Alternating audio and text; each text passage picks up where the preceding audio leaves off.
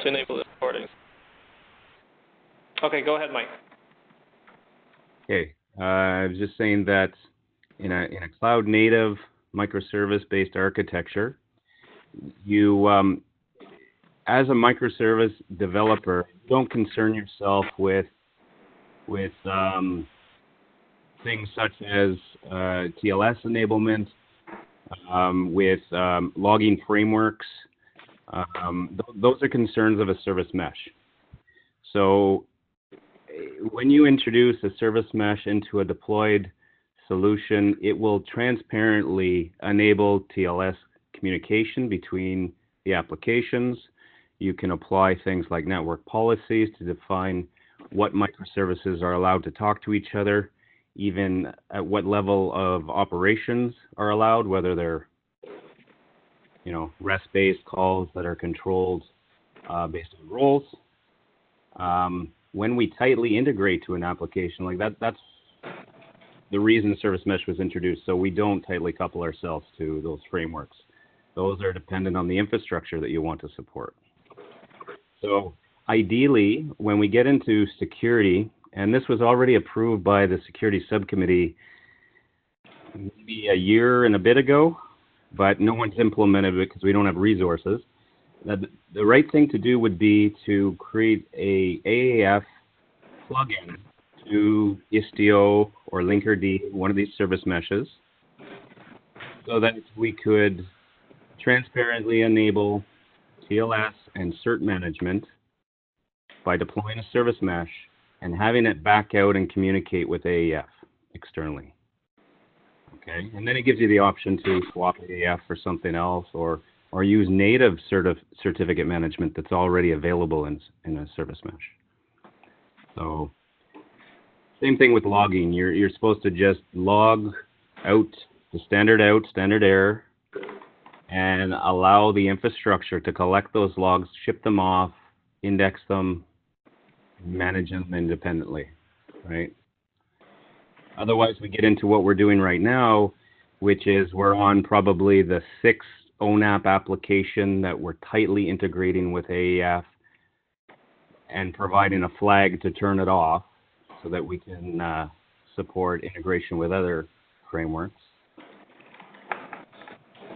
It becomes,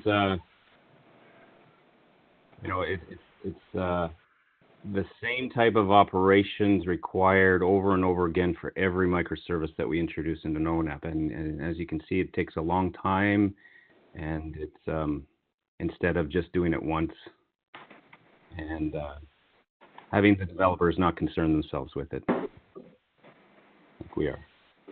So I don't know, does that help clarify kind of where we're going here?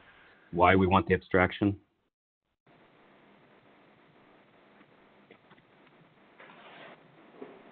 Brenda, does it answer the question you have around service mesh? He's on mute. Brenda, you're on mute. Yeah, I got that point. Yeah, sorry for that. I got that point.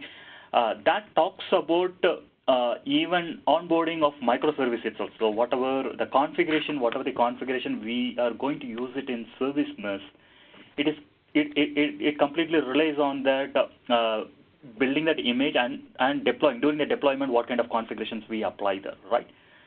What I am trying to talk about, it's like the configuration, which is a dynamic configuration, which comes only on the CBA level, okay, not on that API level, not on that Docker level, or not on that image level itself. So it's like internal to that internal level, because inside the CDS, we have n number of CBA files. Okay, sometimes it may be a single CBA file, execution environment for a single CBA file. Sometimes it may be a package, it's like more than 10 or 15. So each CBA level operation we need to control. It is not like the CBA endpoint level we don't want to control. We want to control along with the CBA file itself. That is the point I'm trying to say that. Is there any way from programmatically we can access that service mesh I know that we can access that AAF and get that information, okay, because CBA has its own namespace, and with that namespace and then user information, we can access that AAF API, and then we can get that whether user belongs to the particular role to access the CBA file or not. Yeah, that we can get that. But with service mesh, whether that is possible or how easy to integrate that particular point. First thing is whether you are able to understand the difference what I'm trying to talk here. So you're, sorry, go ahead, Alex.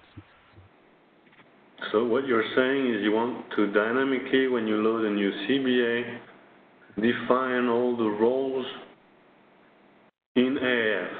Exactly. But that's I think what I'm maybe questioning is why you want that to be dynamic based on your CBA. When I have a service team or operational team doing a package, in advance I know that they need permission to be able to execute this package later point in time. It doesn't need to be dynamic with their CBA. I mean, this part of the processes needs to be, to my thinking, needs to be out of the CBA notion completely. It's not because I'm loading the CBA for these roles that I'm expecting the CDS to define these roles somewhere in AAF or something else. These roles need to be defined prior loading any CBAs, and that's what I think, yeah. Exactly. You are right. Only slight modification. The point here is we are not loading the user assignment or user mapping inside the CBA. We are just telling that this CBA has its particular namespace. Okay, this is the namespace. That namespace is a dynamic because it depends on what CBA that we are creating, what CBA that we are deploying there. In our platform, I may have a X namespace CBA, okay, and even I can have a Y namespace CBA also. So that is more dynamic. So I keep on creating that number of CBAs. So it means like I'm going to create a user role, okay, based on that CBA file. That's the first point. And if I'm trying to create a CBA file, it means like my assumption is I have a mapping of that particular CBA file user role in my AAF. So it means first I create a role there in a AAF, and then I use that role inside my CBA file so that when I deploy my CBA file, it extracts that namespace and it validates the user with respect to that AAF. So what my point is here, it's the namespace of the CBA, it's a dynamic. I'm not sure about during that onboarding of a particular CDS, I may not know that these are all the list of all CBA files I'm going to create in future. Yeah, but that's a pretty bad idea, no? Like because you're tying the CBA to a user, whereas it could have been like the other way around. You're basically assigning CBA to a user after the fact. So what if you have two other users tomorrow? Do you re-onboard your CBA? Oh, no. That's a point I explained just before. The namespace is different. Namespace is just nothing but indication of that. Okay, role. Only the roles you are going to create. You are not assigning the user to the roles upfront in a CBA file. That assignment, it is going to happen in an AAF. Okay. Assignment should be totally external from it, like your trust. Member has a role, he can do. Yeah, but why are we trying to limit the pushing part of the CBA itself using a non-admin account? Like CBA should be uploaded through a user that is the system admin or whatever. I don't think we should be more of a. So you have users that can design the CBA. Right. There's a user that tests. It could be same user or different user, right? Yes. And then you also have a user that can execute the actions. And not all users can execute the same actions, right? Some can do only read set of actions, right? Whatever it may be. Right. So that's why we want to make sure that within each CBA, you want to have defined the roles that each user can, within an action, within that CBA, can access. Okay, but then such model will not fit well with if you're using some kind of a pipeline or to push all this stuff, right? Like so today, like I'm not arguing with the fact that maybe there should be roles, but those users should not be specific. Say the roles tying to a namespace is done in AAF, you can say. And you can also have roles that are always defined, right? With a CBA, you always have this admin namespace that has all the roles that you can do all your pipelines itself. But this is things that you're adding on top of it for service teams, for runtime service teams, and to execute that service itself. Only I'm trying to tell once again, we are not assigning or we are not mapping the roles in a CBA file. So just we are telling that this is a namespace, only the namespace, and if we have sub-level of operation, then we are annotating that operation with that corresponding namespace. Here the namespace is nothing but user role, okay, user role name identifier. That user role identifier, user management, anyhow we are going to do outside of that CBA file, outside of the CDS, is we are going to do it in AF, right? Once we get that request, we are going to understand that what operation that we are getting that request and what kind of namespace I need to allow. Okay, so just taking that namespace from that model, because this namespace is a dynamic, right? So because each CBA has its own namespace or one set of users. Even designer designer can execute. Sometimes designer may not execute that in the corresponding environment itself. So we want to manage multiple levels. Only that role, user role that we are going to cascade to that multiple environments, the management we are going to have it in AF. So it means we want to take only the namespace from that model, and we want to take that session, user session. So it may be a user, or it may be a system, or it may be any automation client. We can.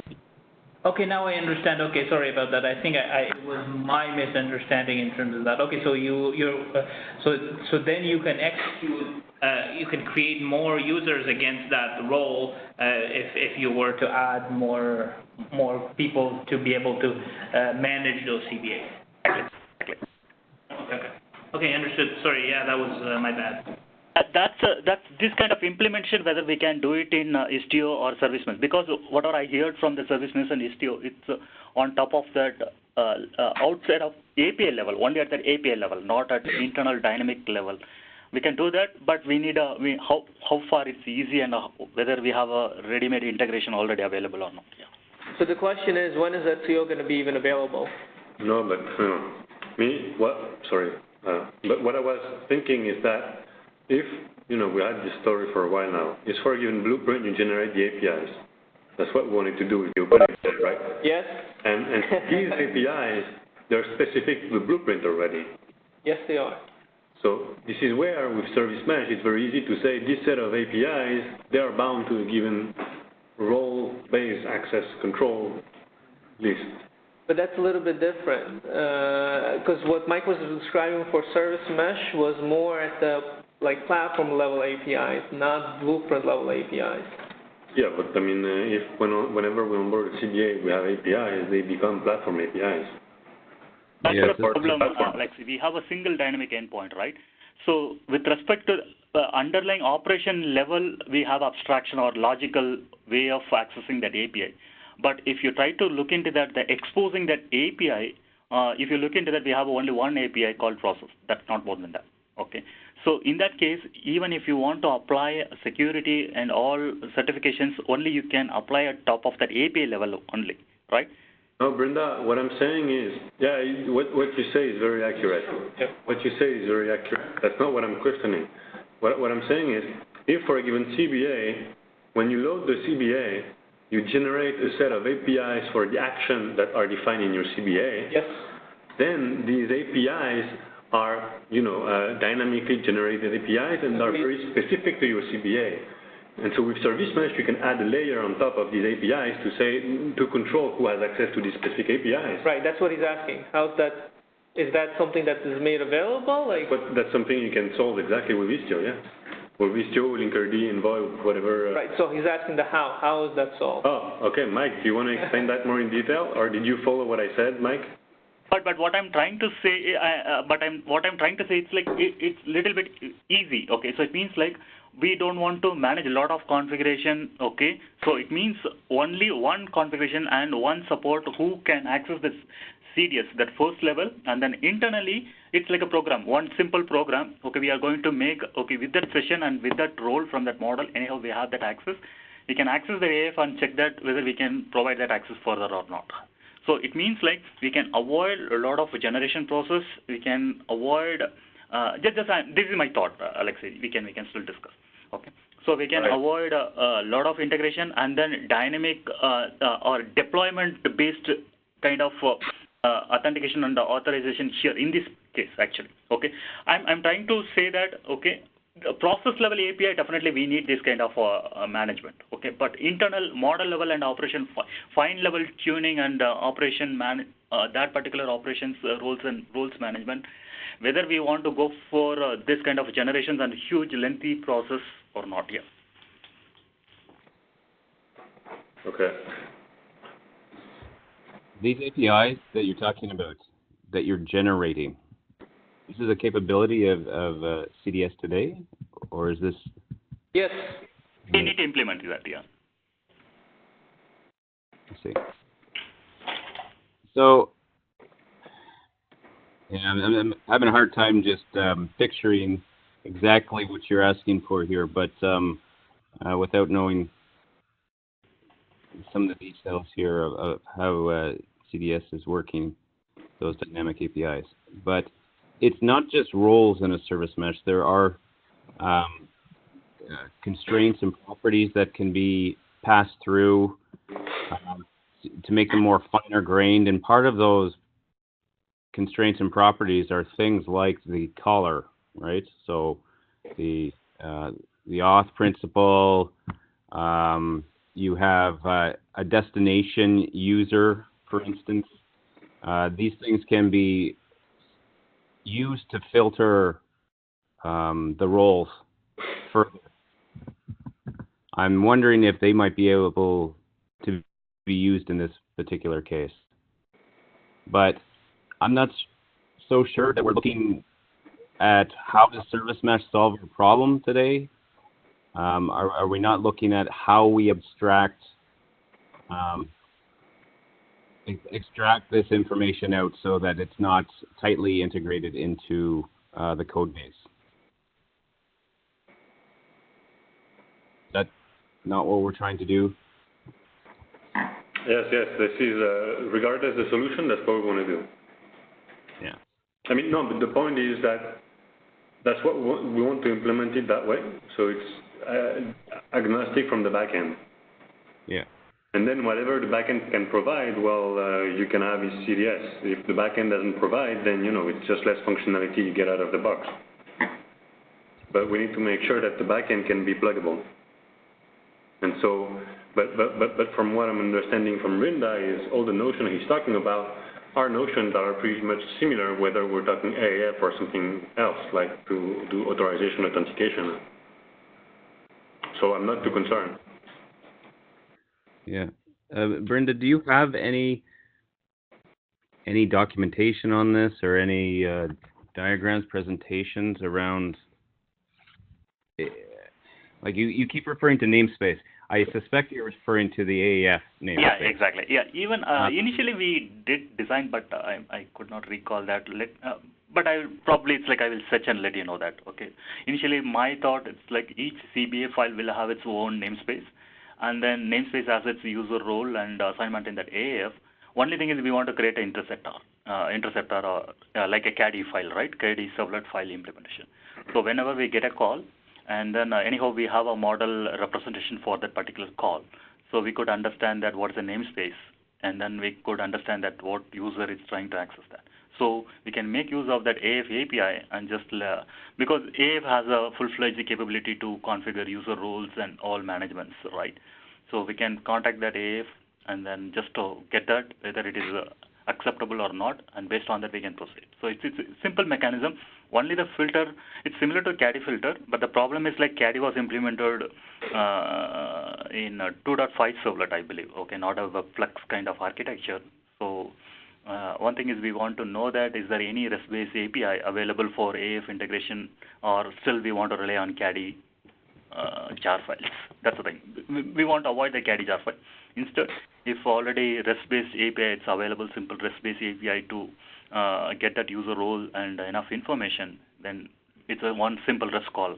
Okay, before that. Yeah. Mm. You are trying to understand my understand my way of explaining, right? Yeah, no, and I think to date the applications in ONAP that have integrated are integrated using the Caddy jar file. That's my understanding. So I'm not sure. Exactly, because now we don't want to use that underlying DME2 and then service load balancers and lot other things, right? So it's like a fat jar file, right? We don't want to make use of that. Simple REST API. I believe inside that AT&T we had that proposal and then we had some sample to access that.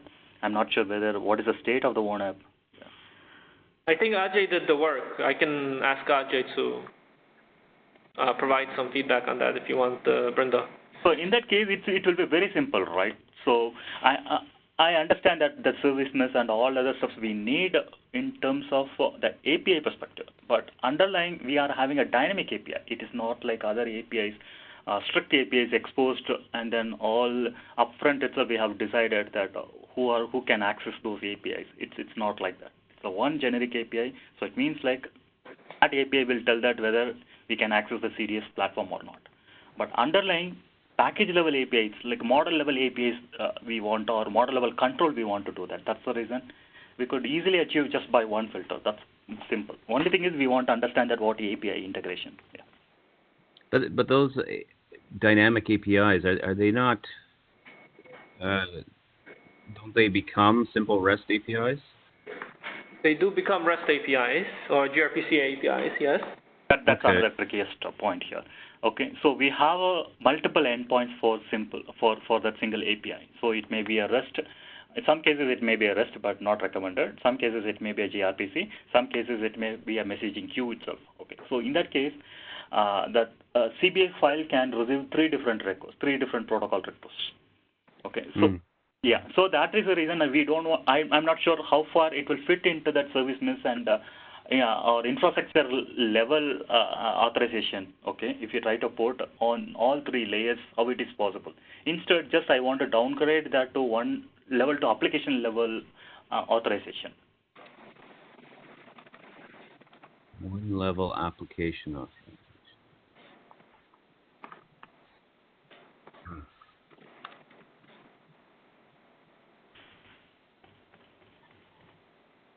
Yeah, I'm still not clear on it. Unfortunately, I won't be down there Wednesday. Actually, Brenda, are you calling in or are you there physically in Montreal? No, I'm through web phone. Okay. Let me get that and then I will share through mail. Actually, it's not. Yeah, I'd like to work through this with you if that's possible.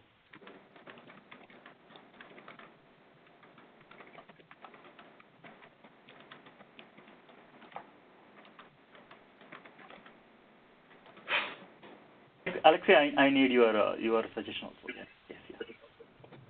Sorry? I need your suggestions also. Yeah, in this case. Yeah. Yeah, I'll be there. No, whatever I'm trying to say, it applies or. Does it apply to Bell? Like each CBA can have its own set of namespaces? Do you? Or not even the same. It's different namespaces and different set of roles and service. I think to some extent, yes.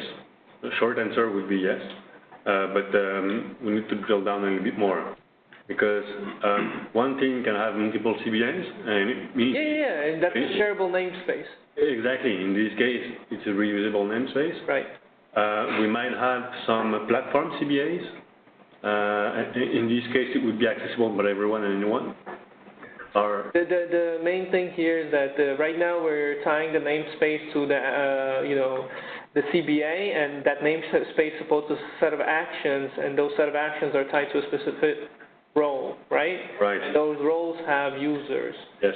So if we introduce new set of actions into that CBA, you might have to just manage that, or new set of users, you have to manage that through. Yeah, well, I mean, the initial concept, I agree. The way to manage it, then that's a different story. Because if you manage it with AAF, then that's what you said. If you manage it differently than AAF, then it's a different way to manage, and it could be simpler. Right, if there's a simpler way to do it. But it's not AAF, the simple way. So that's That's what we're... right. So I think that's where we need to align, because it sounds like what Mike was describing was more platform level, not CBA content level, Yes, role management. more platform level. But, Right. but it's true that we need to consider that our API, the process API, it's a generic API. Okay, so the second point is, when is ISTO and Service Mesh coming? Is it a year away? Mike, you can answer this one?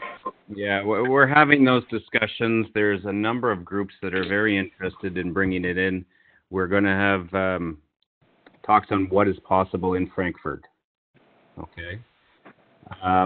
But I don't think that changes what you need to deliver. You require AAF integration. Right, so... Unless Service Mesh introduces, so that there's two approaches. We deploy a Service Mesh without AAF integration, and we disable AAF in the deployment. Okay. But as I understand it, what you want to do internally in AT&T is either not use a Service Mesh and have AAF integration, or you deploy a Service Mesh with AAF integration.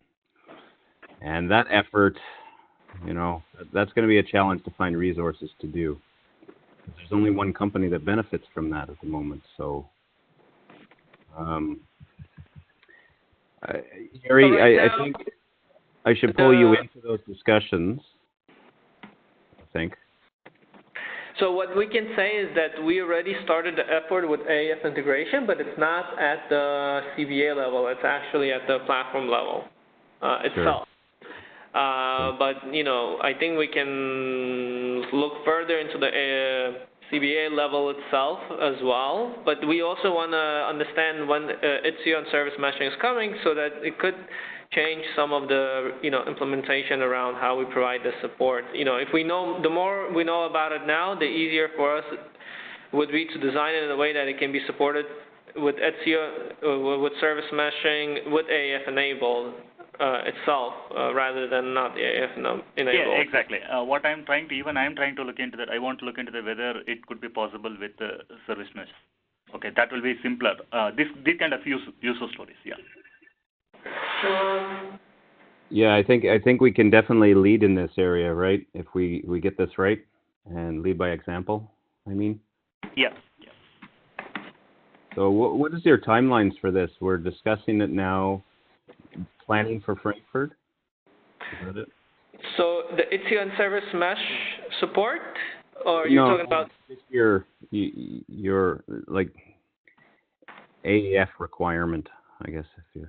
So our platform AAF requirement is El Alto release itself. Oh, okay. So that's something that we're already working on. There's a team from Ericsson that is adding the AAF integration with UI, and also Huawei is going to help with AAF integration with Blueprint processor and control blueprints. And we'll have the ability to turn that off though as well, correct? Yeah. That is something I want to confirm with Henry, but I believe we are adding a flag to turn it on and off. That's something that we discussed with Henry, and I think that's already being added. Okay. If you could loop me into those conversations or threads, that would be great. I will add you. Okay, thank you. Should we say that we not settle on a final solution and we'll upload this to follow-up session to Mike and Brenda? I think so. I mean, there's a follow-up that is required between the teams, and we want to also see what we deliver for El Alto, because there is a goal for AAF integration in El Alto from a security perspective. So El Alto will create an AAF plugin? Yep. And the service mesh will be? Service mesh and ISTO is not part of El Alto. That's something that Mike is working on for Frankfurt or next release, or G release itself. So that's the roadmap. AAF integration for El Alto, Frankfurt will have service. If Mike gets the resources he needs. Right. right? Depending on how many resources contribute, we'll get service mesh in it, right, Mike? Yeah, like it's not just me. We have like the multi-cloud guys are already using service And mesh. Eric as well. Sorry? Dan, you want to comment? I'm just a little concerned about the coupling with service mesh. The coupling with service mesh? Yeah, there shouldn't be. They shouldn't be coupling. Yeah, there should not be any coupling with any of these. The only coupling is through roles and monthly tokens.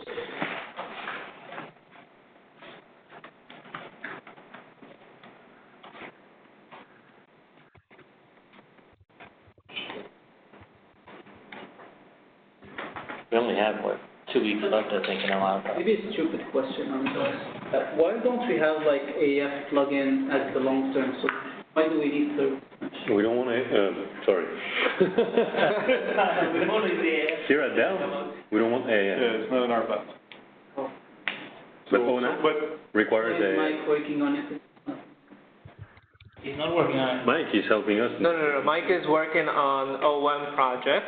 Mike is helping us. Mike is looking into service mesh and ISTO as part of OM project, but there are also requirements as part of that project to support AAF plugin integration, which may or may not be possible. And Mike is just from an overall perspective, he's looking into all the community needs. Okay. Good answer?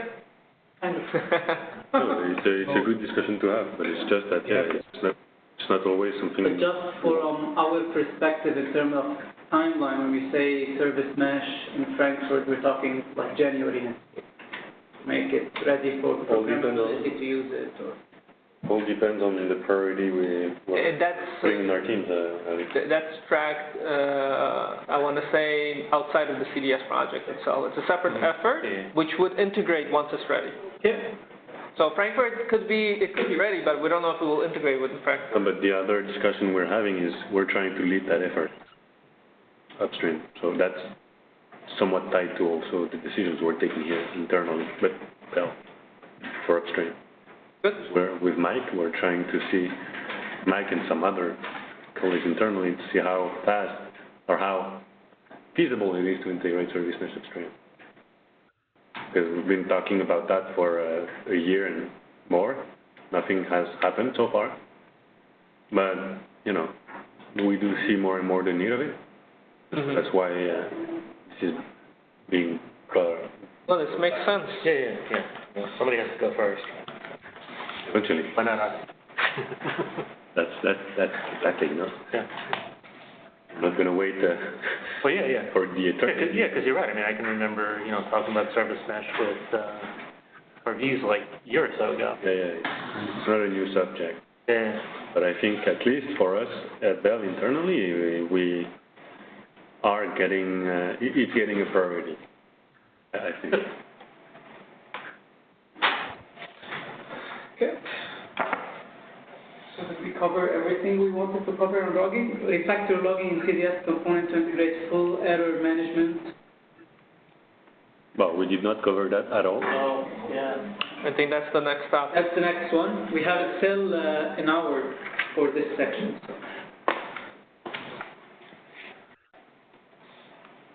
Do we have the lead? Is anyone taking the lead on this error management? No, not really. It was part of logging somehow. Maybe I can do it. Maybe I think I can try to lead this.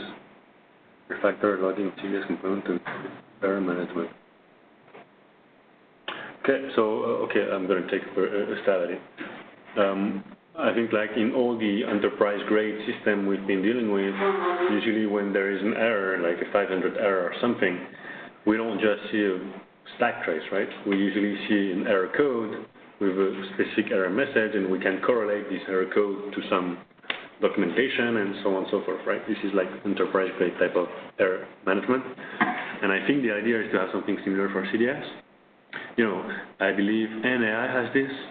SDC has that pretty much done. Maybe SDNC, I don't know if you have that. But not so much.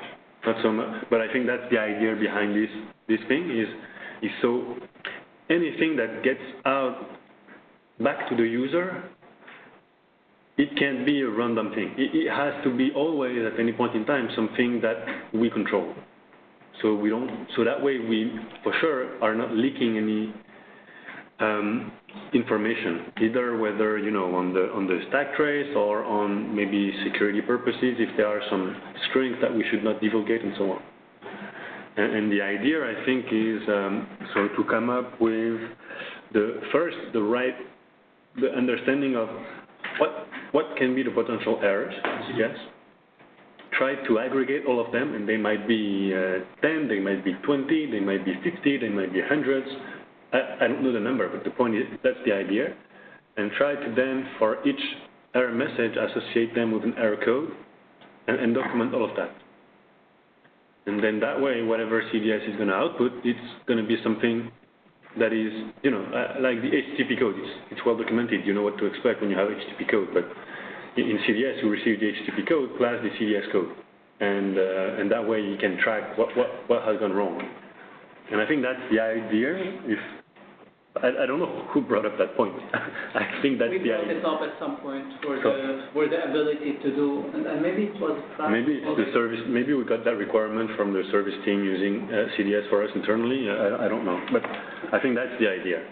And so that way we would have specific handlers and error code to be able to bubble up exceptions that occur in the framework. Yeah, exactly. Rightly pointed out, Alexei. So initially we thought, and internally we have also decided that, and only thing is like the lack of people and lack of time that we couldn't deliver that. But initially we had a design, so it means I will talk about the high-level design. What's the plan actually we had? Each component we are trying to. It's like a modeling that even error code itself. So along with that input and output mapping as well as that attribute mappings.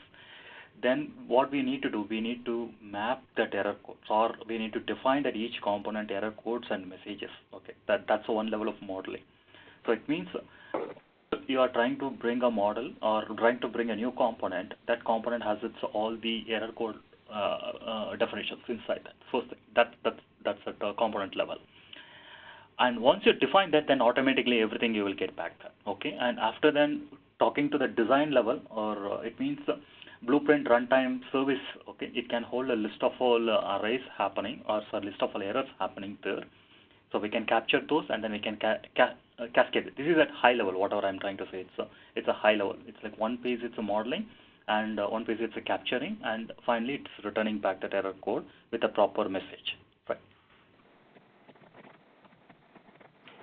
Well, yes, but this is taking it like 10 steps further than what I expected initially.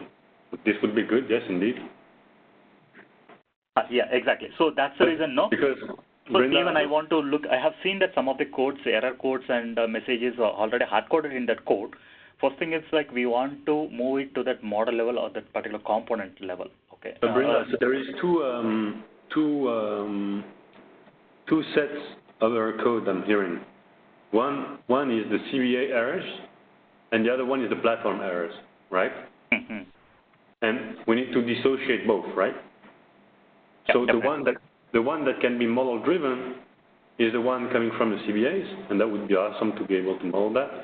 And the one from the platform, well, they could be derived from the node type, probably. Yeah, so I think we need to consider both. Yeah, exactly. So it's very simple. It's the only thing is like we want to align to that particular strategy, and then we can achieve that. And if you try to look into that, now one more issue, whatever you rightly said that we want to capture all those errors happening internally. It is not like the latest error we want to capture. So even I faced that the parallel processing. Okay, while I was working on that parallel node execution. At that time, we may get a 2 to 3 errors. Okay, one in a parallel execution. So in that case, we want to capture all those errors. So one design slight modification we want to do that. It's a runtime service, right? We need to modify that single error. Instead of capturing the single error, we need to capture that multiple errors, and then we want to concade or collect or aggregate all those errors and make it like single and return back to the caller.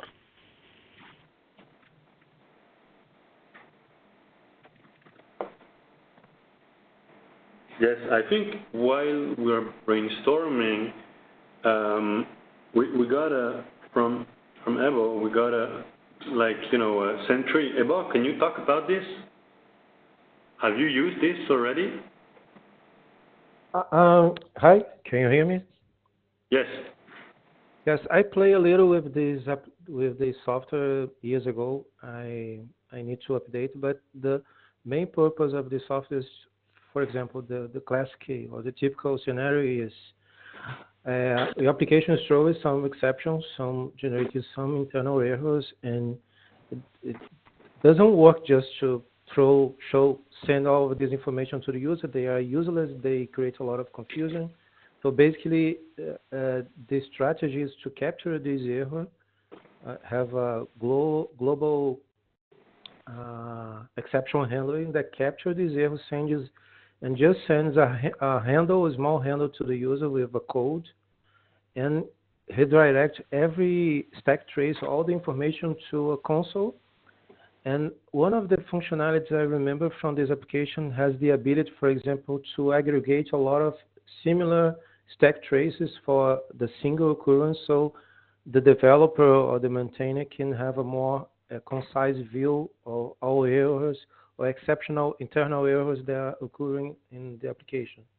So that's what I remember from this application. As I said, I worked this application years ago. That it seems that he has the same capability and maybe suits our needs and can help us on dealing with these nasty internal errors. But you can't package this with ONAP, right? Like this is. I was looking into this. It doesn't look like it's a free software. Yes, I need to check, but I believe there are alternatives. But the main point is, this is a very, very common problem for any application. It's not a particular specific to. Okay. ONAP component. Most applications needs to deal with this kind of problem. I know that there is one problem that also other that embedded in sorry, you broke. maybe we can, for example, use the design of this application to create a similar method or the worst scenario. You're breaking a lot. Yes. You're breaking a lot. But I looked quickly at the license of this, and if it's BSD license, we can't use in ONAP. Yeah. So they changed the license. Okay, I'll do some search and try to find a similar application. Yeah, this is interesting though. Yes. Okay. The idea is very handy for our case.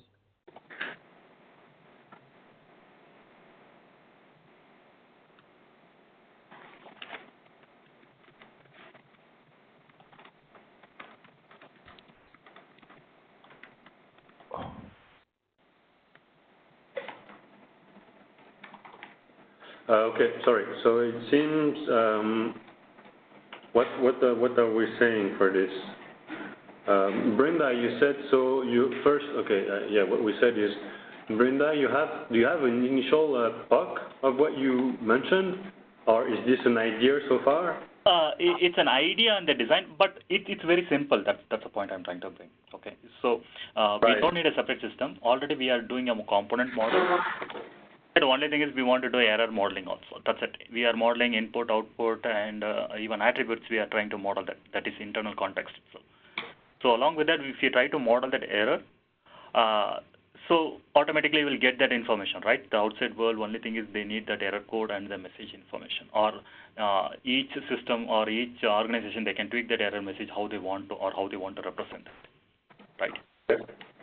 And overall, other than that, even whatever the system or we are trying to put, only it will act like a dictionary, not more than that, right? So only error code and error message mapping, not more than that. Even everything we need to handle inside the code and design. So even though if it handles or if it provides a control, So we want to do further enrichment or further modification using our business knowledge, right? That's a point. No, I doubt that if you try to bring that external application or external system, so what advantage or what benefit that we are trying to add. Okay. Yeah, but whatever we do, I think we need to keep in mind that the full error is available at some point in case, let's say, somebody needs to troubleshoot this, can get hold of that error. So, like, I mean, we should basically not get into like an error message that means nothing at the end to the developer. Exactly. I accept that point. Only thing is like to the user, but we need to not lose that as we introduce a wrapper or something. Somewhere this original error should be logged Right. and retrieved. Right. Back essentially.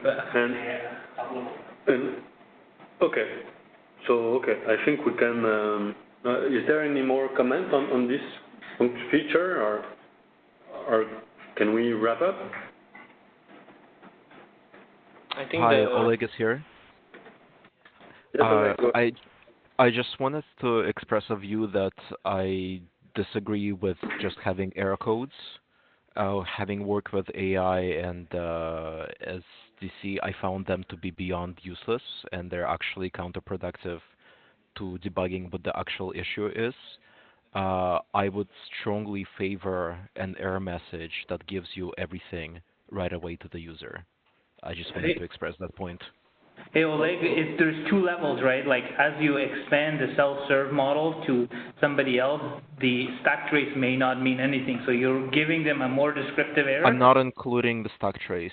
I'm just saying when, let's say SDS has some error, it should actually just say, hey, I'm here, and stack trace is something else, but like that, the messages should be useful and not like error 5021, and then you go somewhere else and you look that up. So like, I'm just against that kind of approach. Okay.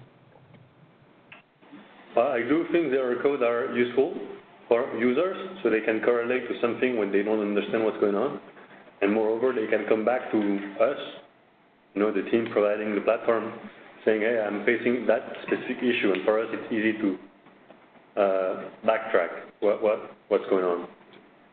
The output includes both error code. I don't think that happens in practice. Right? Yeah, but The output should include both error code and error message, right? the fact that you have an error code is another replacement for a good message. Yeah, it's not. No. I think that's his point. Is like make sure that we don't replace error messages with error code. No, we want both. We want both. Okay. So yes then. Okay. And the other point today, we have a stack trace. Are we also trying to include, like within an action, you can have multiple set of action being called. Are we going to have like a separate logging system for all the APIs that are being called? So this is great. This is where I wanted to go. Okay. Thank you. This is exactly where I wanted to go, because exactly right now with CDF, one runtime, so many CBAs on this runtime, and how does that work in terms of logging for CBA-specific logs? Or assume I'm using the resource resolution function for CBA XYZ, and I'm using resource resolution function for CBA QWE, then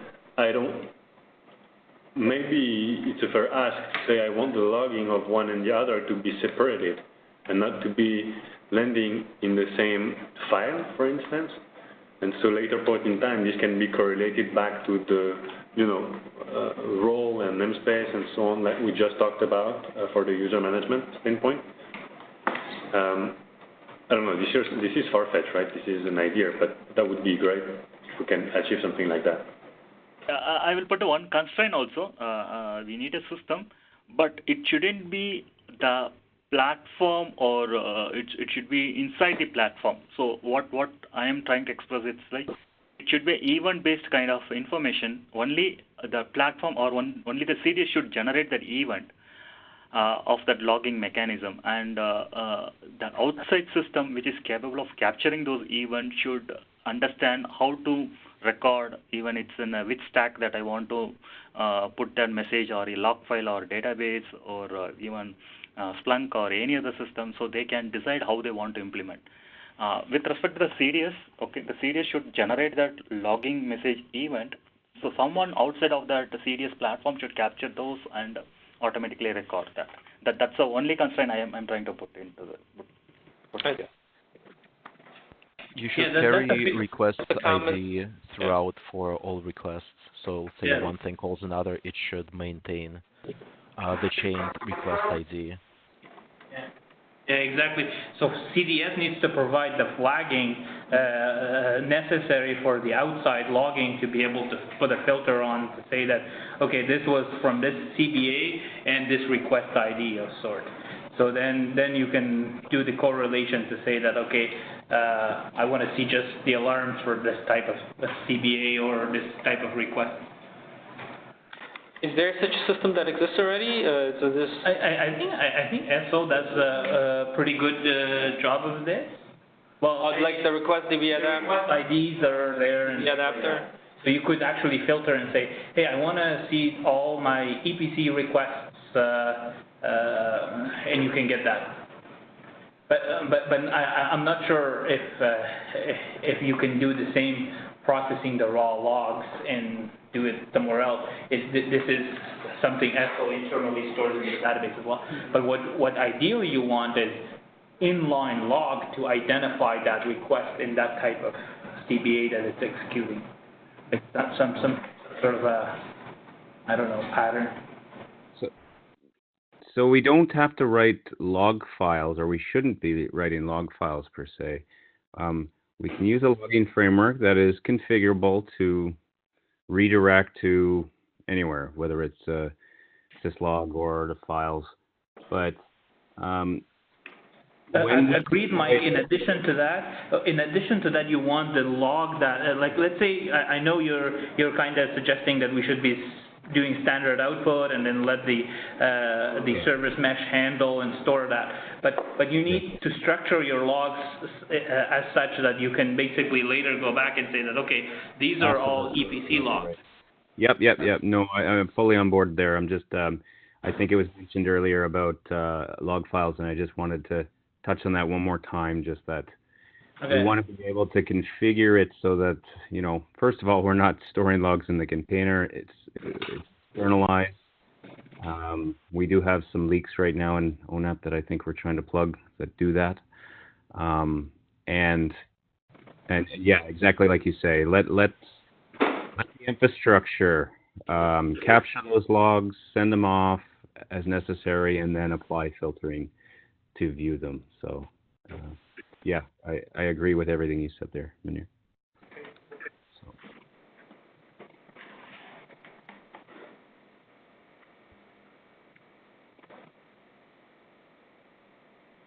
We lost the logging leader here.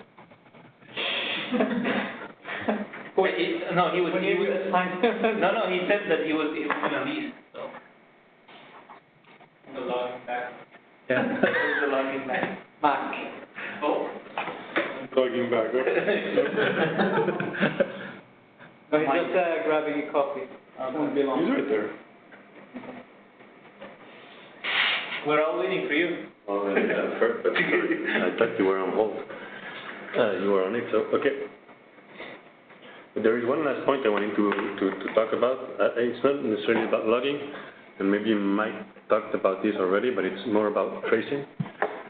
And tracing what's going on in let me just see if we have a topic on this. Because I don't think we do. No, we don't. Okay, it's about tracing what's going on in the CDS. And for the scope of a given CBA. So it comes along with the spirit of, service mesh is to some extent helping on that, but it's all about the application performance monitoring. So whenever we execute a CBA, it would be cool if we can know exactly what's going on in the system for that given CBA through tracing. And so then we could have, we could envision, for instance, a UI where, you could go and see how performance is the system against a given CBA. But so this is all in the scope and the thinking of performance, right? And yeah, so this is something to think about. I'm just planting the seed here. I don't know that we want to implement anything in the short term, but there is a lot of benefit that we could get from such a framework, so APM, Application Performance Monitoring, to understand where are the bottlenecks in our code base from one end, and understand what are the bottlenecks in the execution of our CBA package on the other end. At some point, didn't we say ELK will play some role? So ELK has a solution that you can pay for it. We already have it. We do pay for it, but ONAP does not. So I thought ONAP also had ELK implementation. yeah, but it's the open source. Okay, so open source doesn't have that feature? No. Okay. But there are a lot of standard model across that, and Sales brought me a few links to me, and I've been looking into that lately. For Java-based application and so on, everything that is open source-based framework, and so we don't need necessarily to be bound to ELK or a license. So this is yeah, something interesting to consider. And you know, if we reach the point where we have this into our CDS backend code, we will have a very good and very granular knowledge of what's going on in our platform. And that has tremendous value for various reasons. Okay. So what do you suggest? Here, I'm not suggesting anything. I'm planting the seed. I'm saying, hey guys, maybe you want to consider tracing. The main action here is we can add this to the roadmap? Yeah, me actually, by the main action, I'm doing a POC on this on my own. Like I'm having fun. I'm trying to do that. But if I'm landing somewhere, because I'm doing the POC when I have time. So. Okay, so we'll add it to the roadmap, and I think it's good to have it in the backlog. Yes. And maybe at some point we can tackle it. Okay. But this is of interest. But for our Bell needs, the ELK instance that we use. Well, maybe no. No, I'm not sure. I mean, what are the gaps with the case instance? No gaps. Whatever you can produce with the open source framework or that, ELK can consume. Sure. Yeah. Doesn't matter. But then what you're trying to do in your POC is to prove. What I'm trying to do in my POC is to prove that with tracing you can gain very low-level detail of what's going on in your platform. Okay. And I'm trying to see how involved it is to get there. So is it just you add a few libraries in your code and kaboom, you see the whole shebang? Or no, you need to add more code in the platform to see. That's what I'm trying to judge currently. I think Ivo is asking if Zipkin doesn't fit here. But Ivo, I'm using Zipkin. This is exactly what what I'm planning on using. Yeah, that's good news because it seems that the Zip is most popular software for tracing. Exactly. This is and it followed the open tracing model that we've seen. And yeah, so this is what we're looking at, Ivo. Absolutely. Okay. Okay, great. There is no magic, but any component must follow basic rules to forward the trace ID and span ID headers or the payload. I believe they prefer to use the HTTP headers, but there is no magic. You need to all the components must follow these basic rules. Basic rule of forwarding this information. Yeah, but you can create, okay, we can dig a little bit deeper, but you can create custom span that they call, and so whenever we do some processing in the backend, we can tie them to a specific blueprint using blueprint name, blueprint version. Even we could tie that with the action name. And so that way, in the Zipkin UI, you would see, or in ELK or whatever UI, you would be able to see, hey, for that given CBA and for that given action, this is what happened in the code. And you know, with a bunch of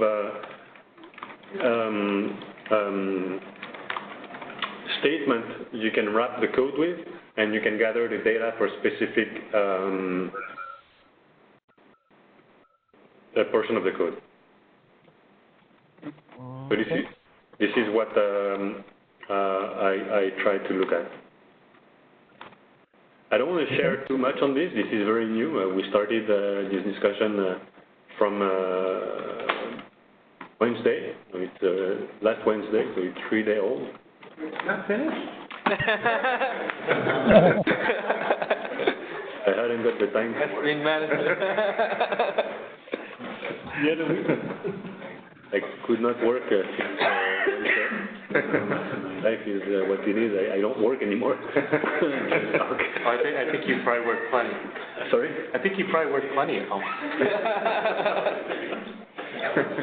Okay, so yeah, that's the last aspect of this topic I wanted to bring. Okay, actually, we have allocated more time because I have assumed maybe the AAF plugin and the discussion around Service Mesh would be tackled now. But if we're moving this to another follow-up, I think maybe we can go ahead and move forward with the agenda. You guys agree?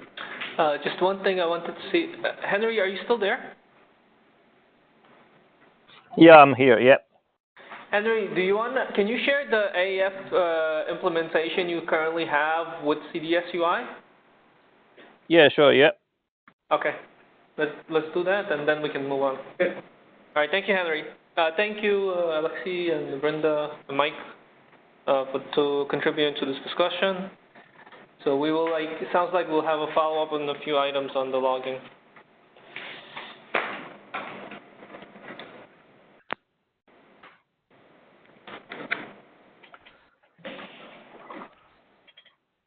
Hello. Go ahead, Henry. Yeah. So can you see my sharing? So the page is on AAF UI at the moment. Yes, we can see it. Okay. Yep. So what I have done for the CDS UI is I'm using the application config and certificate documentation. I'm following this one. So basically, the purpose is I'm using the AAF certificate manager to get the certificate during runtime, and then I was using the certificate for the HTTPS.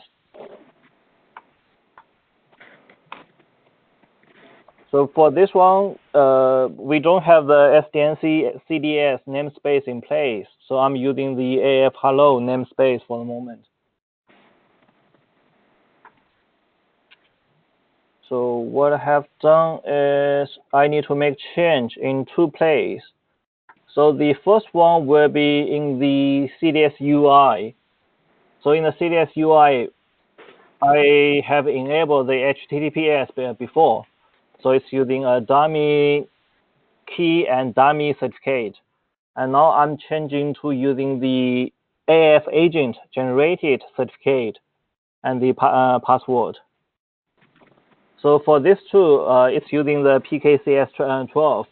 It will get those or reading those information from the AF agent generated files.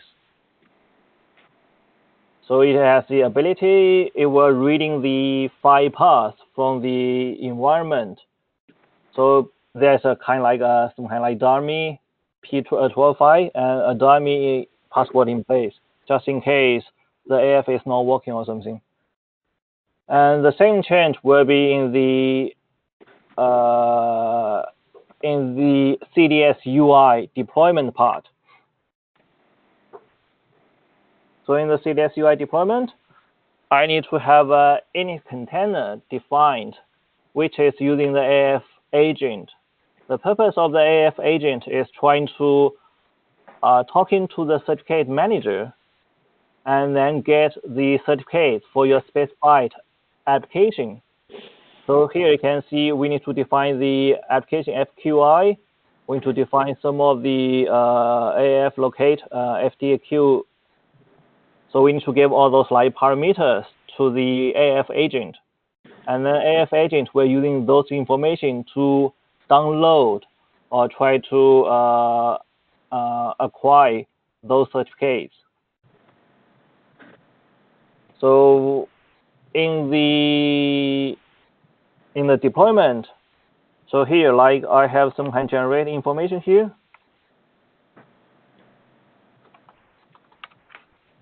So you can see here we have like some of the Java key store. We have the P12 files. We have the property files. And for the CDS UI, I'm using the P12 file and the password. And today the password is encrypted. It's in this file.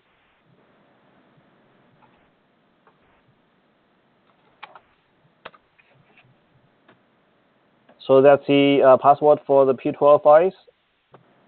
So basically, we need to decrypt the password and using the plain text password in the CDS UI. So when I enable the CDS UI change in place and I have the AAF agent as any containers, I will have the generated certificate. So for the CDS UI, I'm using the certificate from the AAF.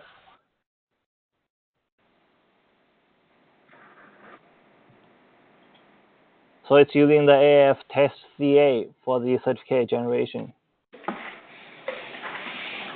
So this one is mainly about using the certificate from the AAF and then enable the HTTPS, more like the secure transaction or secure communication.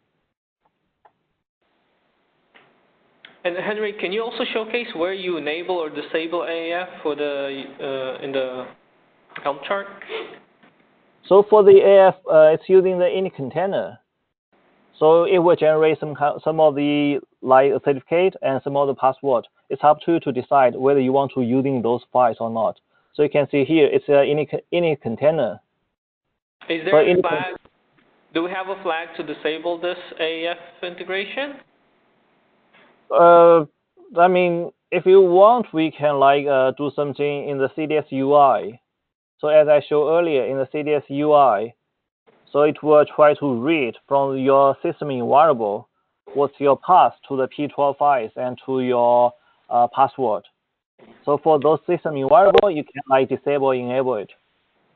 You can see here, I'm trying to reading from the system environment, what's your key store, what's your password.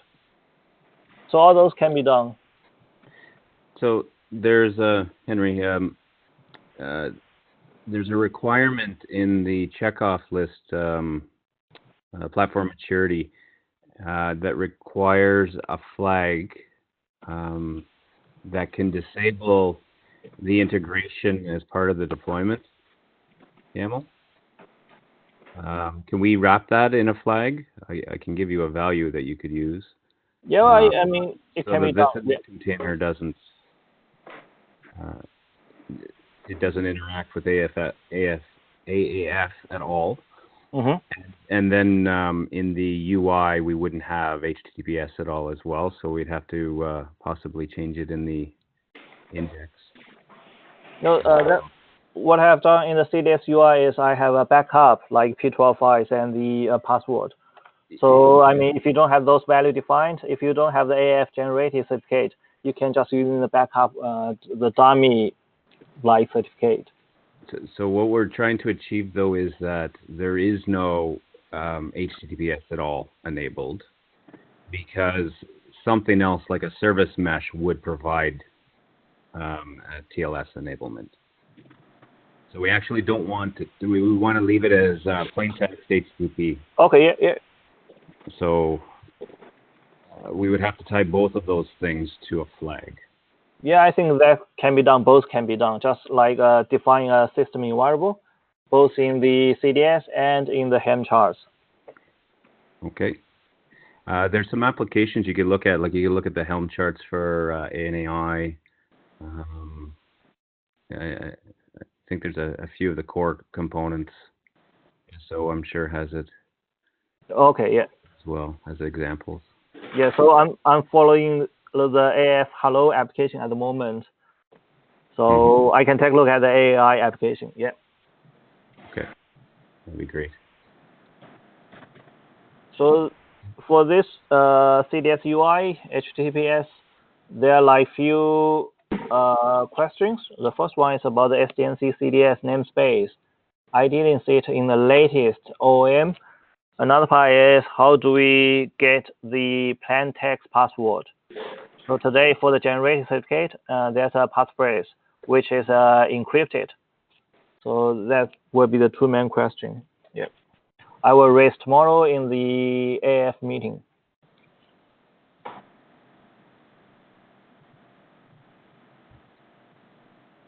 So that's the CDS UI and the AAF integration part. Any other questions? Yeah, this is Brinda. Any user role management we have done with CDS UI? No, it's not the user role management, just like for the certificate. This one is certificate only. Okay. We added a namespace in AAF itself, Brenda. And we added a few roles, actually. Do you have that email, Henry? No, roles, how you have integrated, that's the point. Let me see if I can find that email. Give me 1 second. Henry, do you have that email, or you want me to pull it up? I have the Jira ticket. Will the Jira ticket be enough? Can you open the Jira ticket? I think it's there itself. Yeah, let me see. Do I have the Jira ticket?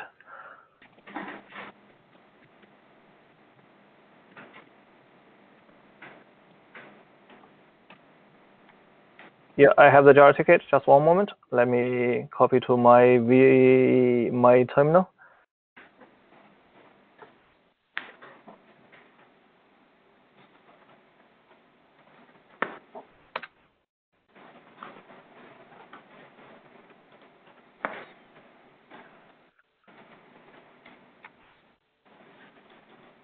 So here's a CDS namespace creation request. So Brenda, these are the two roles we have, admin and designer. Okay. And then we have the super user role for the blueprint processor itself. So are we tagging under SDNC, or it's like whether we can tag it under CDS? Right now, I think what Jonathan did was put it under CDS itself. I have to double check, but I think he said that he put it under CDS. Because I see the role with ONAP.SDNC. That's it.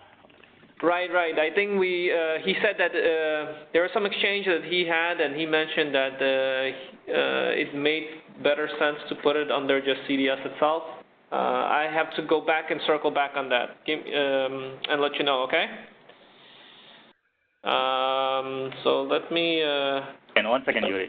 Just I'm checking that. Okay. So this is exactly the same thing, right? Initially we gave the design, right? So controller, blueprint, or designer, and blueprint. Okay. Okay. Just I will tell that I will keep in touch with you later point of time, because there is a proposal to run both the designer and the runtime in a single environment. So in that case, we right. I wasn't aware of that change. So let me know, and we can modify the request to Jonathan. Sure. Yeah. Let me see. I will add you to this as well. You're here, but let me just. I'm gonna send an email. You can also comment on this email as well.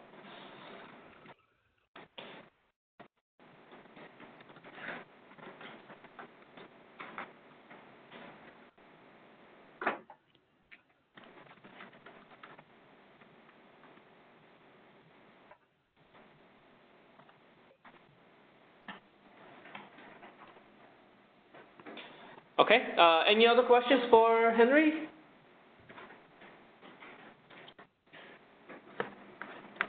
If no other questions, go just ahead. for your information, so there's some kind of like some other wiki page about this one. So how you can using the search case within Spring Boot application. So it will be quite similar. You just provide all your key store files and all the other information to your JVM. So that's for the certificate management part, not for the user role. And I think there's one more question about WebFlux. Are you familiar if AAF supports the WebFlux non-blocking type of integration? I'm not quite sure about that part. I don't think that's supported from the previous mail with Jonathan. I don't think it should matter. You don't think it Matters. okay? It's just a TLS report, so I don't think it matters. No, just it's a slightly it's a different. Why? Because the caddy it's implemented with a different servlet version, and then the Flux it's with a different servlet version. That is the issue. So whether we have multiple versions of caddy to support that newest servlet version, because caddy implemented with interceptor concept, so that works with the 2.5 version of servlet, I believe. But WebFlex it's a more than 3.1, I believe, 3.1 version of servlet, and it's a non-blocking. The interceptor itself, it's a different design itself. So we want to check that whether we can use a caddy or that alternate way it's a REST. If it is exposed, if AAF is exposed by REST, then we can write a some simple REST client, then make use of that. We don't need to include a caddy. Yeah, I don't know caddy very well, but I think it would be better to integrate using a REST API rather than using a jar. Exactly. I agree. But can you explain what is caddy? Can someone explain me what is caddy? What does it mean? What does it stand for? What it is?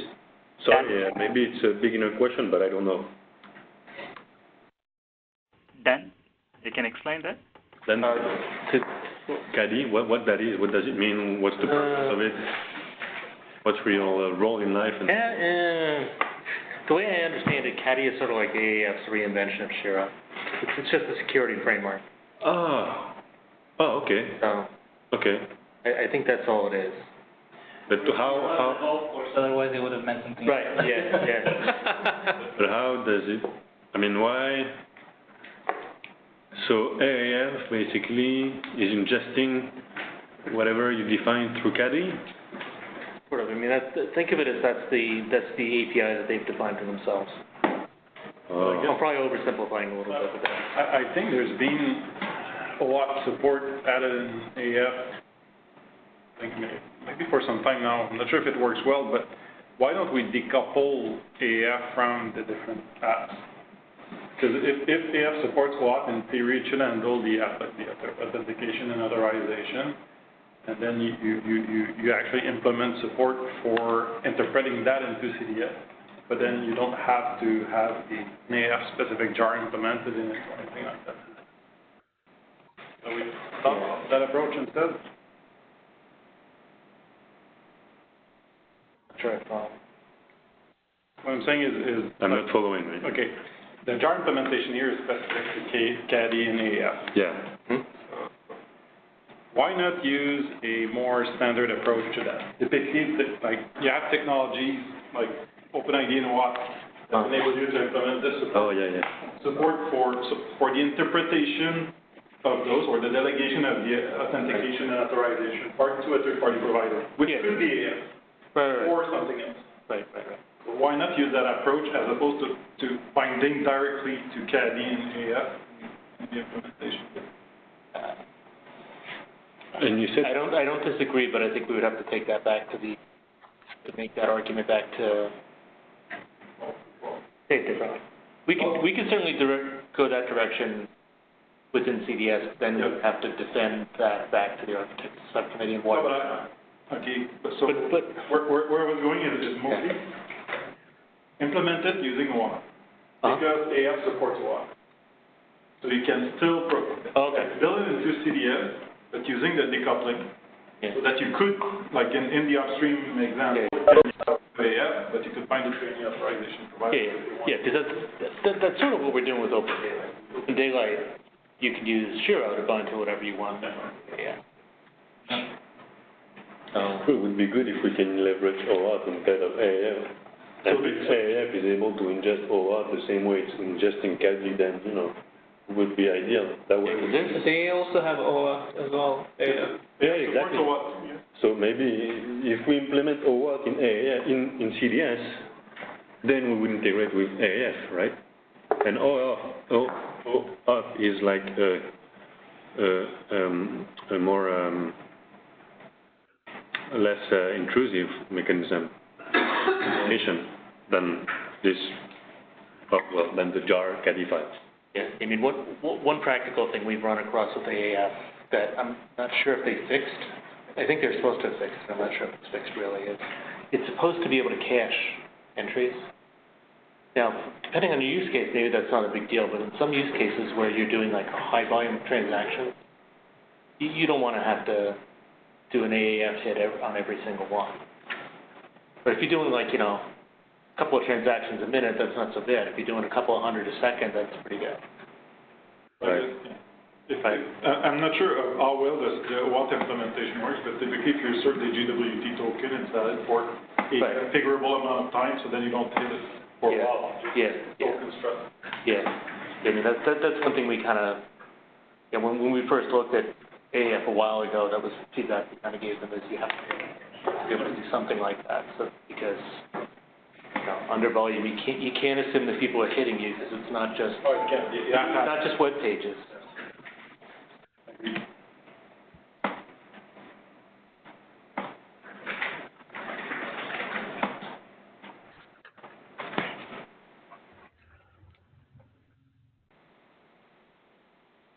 Okay. Well, thank you, Henry. Is there more to say? Yeah, that's it. Yep, that's it from my side.